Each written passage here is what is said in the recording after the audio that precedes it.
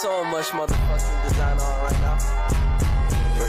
Bring it down, make it clap. I got 3 old thoughts, new block. Where that thing, bitches on the line. Halo semuanya, pada video kali ini kami akan membahas materi tentang sumber pendapatan daerah.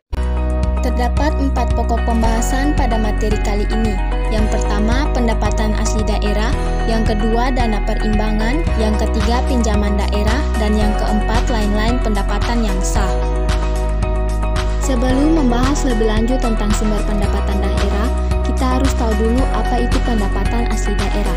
Pendapatan asli daerah merupakan pendapatan yang diperoleh pemerintah daerah atas pelaksanaan kegiatan pemerintahan dan pelayanan kepada masyarakat, serta pemanfaatan sumber daya yang dimiliki pemerintah daerah. Menurut Undang-Undang Nomor 33 Tahun 2004, yang dimaksud dengan pendapatan asli daerah adalah pendapatan daerah yang bersumber dari hasil pajak daerah, hasil retribusi daerah, hasil pengelolaan kekayaan daerah yang dipisahkan, dan lain-lain pendapatan asli daerah yang sah yang bertujuan untuk memberikan keleluasan kepada daerah dalam menggali pendanaan dalam pelaksanaan otonomi daerah sebagai perwujudan asas desentralisasi. Dasar hukum pendapatan asli daerah terdapat dalam Undang-Undang Nomor 23 Tahun 2014 tentang Pemerintah Daerah serta Undang-Undang Nomor 33 Tahun 2014 tentang perimbangan keuangan antara pemerintah pusat dan pemerintah daerah. Sumber-sumber yang bisa dikembangkan daerah dalam meningkatkan pendapatan asli daerah adalah: yang pertama, pajak daerah.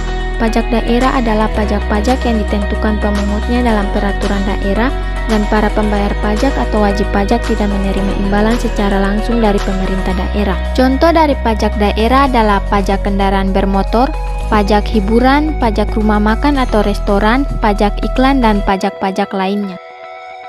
Yang kedua, retribusi daerah, yaitu pungutan yang dikenakan kepada masyarakat yang menikmati secara langsung fasilitas tertentu yang disediakan pemerintah daerah.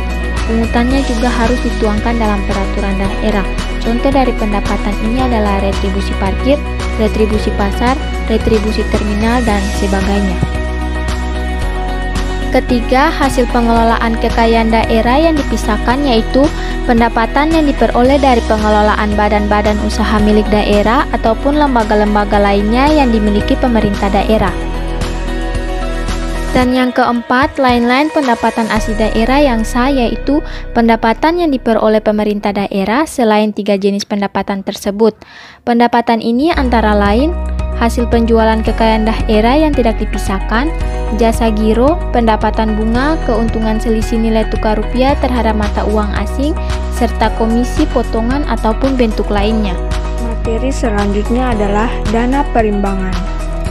Dana perimbangan merupakan dana yang bersumber dari anggaran pendapatan belanja negara yang dialokasikan kepada daerah untuk mendanai kebutuhan daerah dalam rangka pelaksanaan desentralisasi. Tujuan dana perimbangan. Tujuan dana perimbangan daerah yaitu untuk membantu daerah dalam mendanai kebutuhannya. Hal ini karena bantuan finansial melalui alokasi dana adalah salah satu cara terbaik dalam mendukung keperluan daerah. Dasar hukum dana perimbangan. Dasar hukum dana perimbangan diatur dalam Undang-Undang Nomor 33 Tahun 2004, Pasal 1 Ayat 19, Undang-Undang Nomor 33 Tahun 2004, dan Peraturan Pemerintah Nomor 55 Tahun 2005. Jenis-jenis dana perimbangan. Dana perimbangan terdiri dari 3 jenis, yaitu dana alokasi umum, dana alokasi khusus, dan dana bagi hasil. Yang pertama adalah dana alokasi umum. Dana alokasi umum atau yang disingkat DAU merupakan dana yang bersumber dari pemasukan APBN yang dialokasikan untuk provinsi serta kabupaten atau kota dengan proporsi sesuai dengan kewenangan yang sudah ditentukan pemerintah daerah. Tujuan dana alokasi umum. Dana alokasi umum mempunyai tujuan yang pertama untuk pemerataan kemampuan keuangan di setiap daerah dalam rangka membiayai berbagai kebutuhan di daerah tersebut. Yang kedua, untuk mengurangi ketimpangan sumber pendanaan antara pemerintah pusat ke pemerintah daerah. Dan yang ketiga, untuk mengurangi kesenjangan fiskal di setiap daerah. Jenis-jenis dana alokasi umum. Dana alokasi umum terbagi atas dua, yaitu dana alokasi umum untuk wilayah provinsi dan dana alokasi umum untuk wilayah kota atau kabupaten. Rumus perhitungan dana alokasi umum. Rumus perhitungan dana alokasi umum yaitu proporsi daerah induk ditambah proporsi daerah otonom baru sama dengan alokasi dana alokasi umum daerah induk sebelum dimekarkan. Yang kedua adalah dana alokasi khusus. Dana alokasi khusus merupakan dana yang bersumber dari pendapatan APBN yang dialokasikan kepada daerah tertentu dengan tujuan untuk membantu mendanai kegiatan khusus yang merupakan urusan daerah dan sesuai dengan prioritas nasional. Jenis-jenis dana alokasi khusus. Dana alokasi khusus terbagi menjadi dua jenis, yaitu dana alokasi fisik dan dana alokasi non-fisik. Mekanisme pengalokasian dana alokasi khusus. Dana alokasi khusus disalurkan dengan cara pemindah bukuan dari rekening kas umum ke rekening kas umum daerah. Penyaluran dana alokasi khusus. Mekanisme penyaluran dana alokasi khusus dilaksanakan secara bertahap, yaitu tahap 1, tahap 2, dan tahap 3. Pelaporan dana alokasi khusus. Pelaporan dana alokasi khusus oleh Kepala Daerah menyampaikan laporan triwulan kepada Menteri Keuangan, Menteri Teknis, dan Menteri Dalam Negeri. Pemantauan dan evaluasi dana alokasi khusus. Menteri Keuangan melakukan pemantauan dan evaluasi berdasarkan ketentuan yang telah ditetapkan mengenai tata cara penetapan program dan kegiatan, penyaluran dan pelaporan diatur dengan Peraturan Menteri Keuangan. Yang ketiga adalah dana bagi hasil.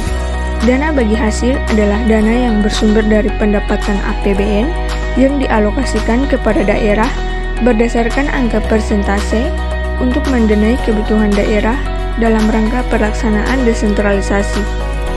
Dana bagi hasil yang bersumber dari pajak terdiri dari yang pertama pajak bumi dan bangunan, yang kedua bea perolehan hak atas tanah, dan yang ketiga pajak penghasilan yang terdiri dari PPh pasal 25 dan 29, wajib pajak orang pribadi dalam negeri, dan PPh pasal 21.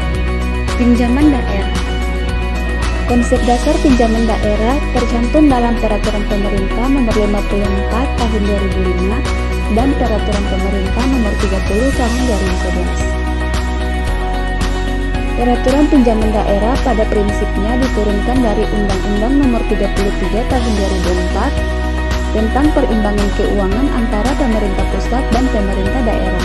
Undang-Undang Nomor 33 Tahun 2004 disebutkan bahwa dalam rangka pelaksanaan otonomi daerah dan desentralisasi fiskal untuk memberikan alternatif sumber pembiayaan bagi pemerintah daerah agar mempercepat pertumbuhan ekonomi daerah dan meningkatkan pelayanan kepada masyarakat. Apa saja persyaratan pinjaman daerah? Terdapat 4 persyaratan umum bagi pemerintah daerah untuk melakukan pinjaman daerah, yaitu yang pertama, jumlah sisa pinjaman daerah ditambah jumlah pinjaman yang akan ditarik tidak melebihi 75% dari jumlah penerimaan umum APBD tahun sebelumnya. Yang kedua, memenuhi ketentuan rasio kemampuan keuangan daerah untuk mengembalikan pinjaman yang ditetapkan oleh pemerintah.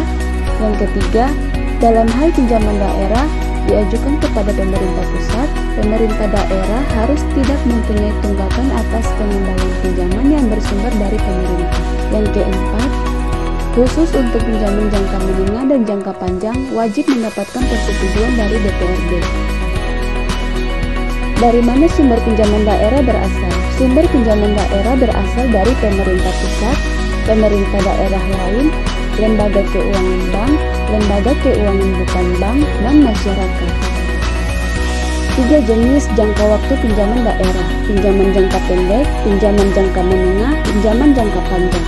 Pinjaman jangka pendek merupakan pinjaman daerah dalam jangka waktu paling lama 1 tahun anggaran dan kewajiban pembayaran kembali pinjaman jangka pendek yang meliputi pokok pinjaman, bunga, dan kewajiban lainnya seluruhnya harus dilunasi dalam tahun anggaran yang berkenan. Pinjaman jangka menengah merupakan pinjaman daerah dalam jangka waktu lebih dari 1 tahun, anggaran dan kewajiban pembayaran kembali. Dalam hal ini, pokok pinjaman, bunga, dan biaya lain harus dilunasi dalam kurun waktu yang tidak melebihi sisa masa jabatan kepala daerah yang bersangkutan. Pinjaman jangka panjang merupakan kewajiban pembayaran kembali pinjaman jangka panjang yang meliputi pokok pinjaman, bunga, dan kewajiban lain seluruhnya harus dilunasi pada tahun anggaran berikutnya sesuai dengan persyaratan perjanjian pinjaman yang bersangkutan. Lain-lain pendapatan daerah yang sah. Pendapatan ini merupakan pendapatan daerah yang tidak dapat dimasukkan dalam pendapatan asli daerah maupun dana perimbangan. Pendapatan ini terdiri atas pendapatan hibah dan pendapatan dana darurat. Pendapatan hibah bersumber dari pihak lain yang diberikan dengan tidak mengikat dan tidak ada kewajiban bagi daerah untuk mengembalikannya. Selain hibah, pendapatan lain yang termasuk dalam lain-lain pendapatan adalah dana darurat. Pengalokasian dana darurat dalam APBN ditunjukkan untuk keperluan mendesak yang diakibatkan oleh bencana alam atau peristiwa luar biasa yang tidak dapat ditanggulangi pemerintah daerah dengan menggunakan sumber APBD.